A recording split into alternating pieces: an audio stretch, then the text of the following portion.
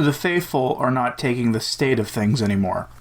This may be a short video, but I thought we should end a dark week on a high note, and there is no better news than the faithful deciding to take up concrete action to defend Holy Mother the Church. We have 2 bits of good news on that front, and both are worth your time, so let's get into it. The first bit of good news comes from LifeSite News, who have announced that a campaign will be underway during the Amazon Synod to give out copies of a book detailing what happens at every part of the Mass for free to the people of Rome and in the Vatican during the Synod. This may not sound like a big deal, but consider this. At a time when so few Catholics in the West believe in the real presence, when the loss of the sacred and reverent is so rampant in the Church, that we are now faced with a situation where the laity think it is appropriate to interrupt their priest in a street protest while he is saying the Mass, and at a time with the sacredness of marriage is under attack from even within the Church now, reconnecting the laity to the faith through the most profound act of worship is essential. This campaign will launch on October 13th, the 102nd anniversary of the Miracle of the Sun at Fatima.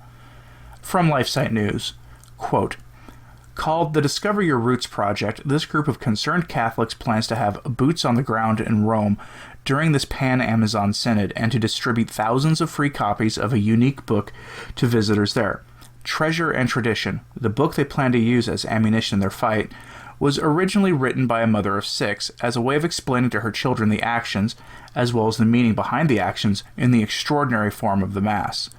Designed to imitate the visual style of today's popular nonfiction books, it presents easily digestible morsels of sound Catholic doctrine in a format that appeals to all ages and backgrounds. Those who pick it up out of sheer curiosity, Catholic or not, find it hard to put down, and that's just what the Discover Your Roots team is counting on.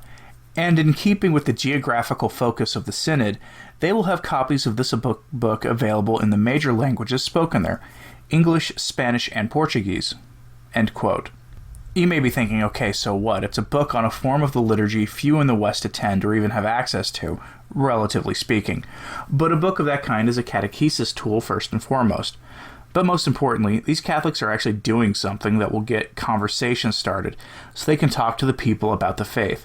And frankly, they're obviously targeting the Pan-Amazon schism with these books, given the language they're offering them in, with the hope of reminding these prelates and those assisting them about the faith and what it's truly about and what it's truly focused on, which is the worship of God, not people.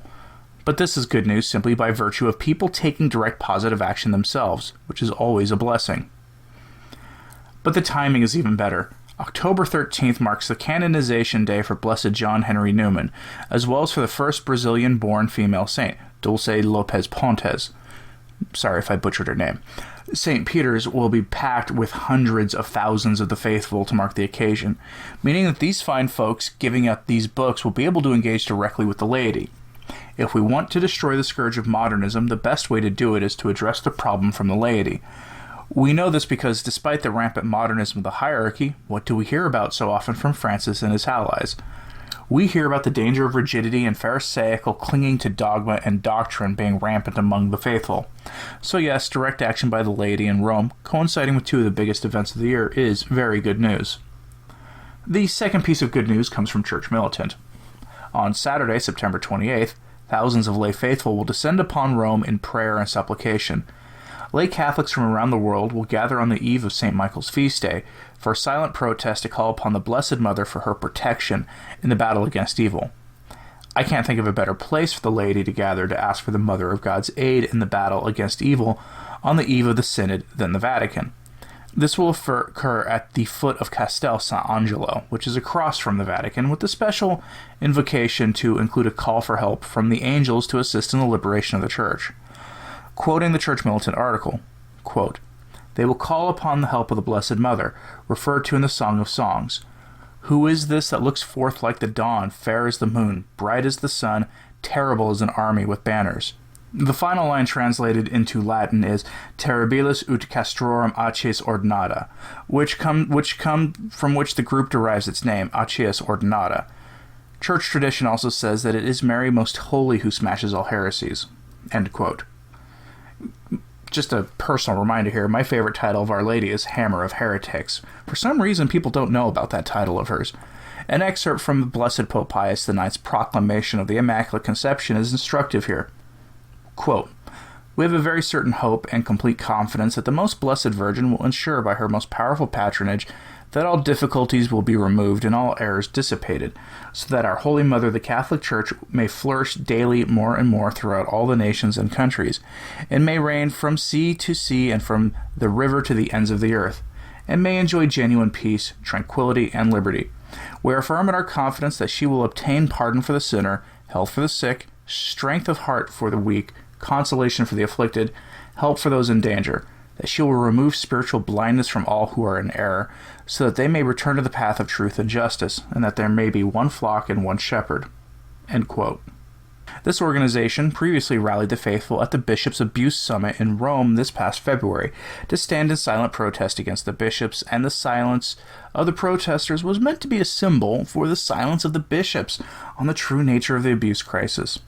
Remember at that time that few, if any, bishops would link this abuse crisis to those same people that Pastor Jimmy Martin of the Jesuit Church is so fond of demanding inclusion and tolerance of, and who seem to be disproportionately represented in the clergy today. For the event tomorrow, September 28th, the organizers had this to say in a similar spirit, saying the laity will gather, quote, "beyond the confines of one place and one day, and to offer a symbolic yet real expression of our will to resist, and not to yield in the battle for the defense of the faith," adding, "We intend to gather all the sons and daughters of the Church militant who are united with us in spirit and in prayer." End quote. So yes, this is good news, and I hope to see more evidence of the laity taking proper action in the run-up to the Synod. It need not be stated now that we live in a time of unprecedented doctrinal, moral, and dogmatic error that has taken root in the hierarchy to its highest levels. But remember, our most potent weapon in this fight is getting on our knees and praying, making acts of personal sacrifice for the Church, and thereby working out our salvation with fear and trembling. To see the laity taking this approach unprompted from the hierarchy is very good news. So please pray for their success and pray for a bishop to join their efforts. That would be truly something. Thank you for listening. I'm Anthony Stine. Ave Maria.